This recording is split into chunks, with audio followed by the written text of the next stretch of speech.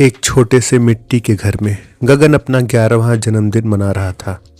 मोमबत्ती बुझने से ठीक पहले दादी ने उसके कान में झुककर फुसफुसाया। गगन चौंक गया। इस घर की सबसे पुरानी दीवार में एक आकाश बंद है बच्चे। गगन ने दीवार को देखा। वो सादी सूखी दीवार पर दादी की आंखों में एक अजीब सी चमक थी। ये घर नहीं, ये पूरा गांव एक नीले अदृश्य कांच के घेरे में था जिसे सुरक्षा कवच कहा जाता था। रात होते ही गगन टॉर्च लेकर दीवार के पास गया। उसने देखा दीवार में सचमुच एक दरार थी जो काली स्याही के एक धब्बे जैसी थी, बिल्कुल शून्य। जब उसने टॉर्च की रोशनी डाली तो शून्य में एक चेहरा उभरा। वह डरा नहीं बल्कि सम्मोहित हो गया। चेहरे की आंखें दर्द और डर से भरी थीं और वह बिना आवाज के कुछ कह रहा था, कोई चेतावनी, कोई रहस्य।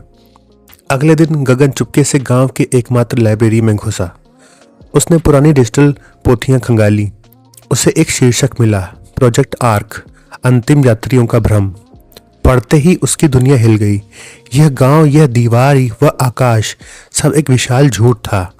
वे एक उड़ते हुए अंतरिक्ष यान के यात्री थे और शून्य वह ऊर्जा केंद्र था जहां हर 11 साल में एक यात्री को एकीकृत होना पड़ता था।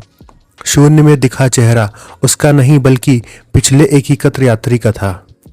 जैसे ही गगन ने सत्य जाना, लाइब्रेरी की नीली रोशनी लाल हो गई।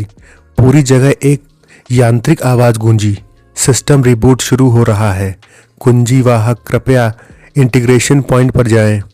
गगन जानता था कि अब वह केवल यात्री नहीं, वह कुंजी वाहक है जिसे बलिदान देना है। लाल रोशनी के बीच उसके शरीर से नीली ऊर्जा के धागे निकलने लगे। वह दीवार के शून्य की ओर खींच रहा था।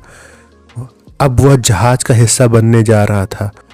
उसके बचपन का भ्रम टूट चुका था, पर अब वह अनंत आकाश की कड़वी सच्चाई का हिस्सा बनने वाला था। सत्य की ओर उठा हर कदम या तो मुक्ति देता है या तुम्हें ब्रह्मांड का बोझ बना देता है।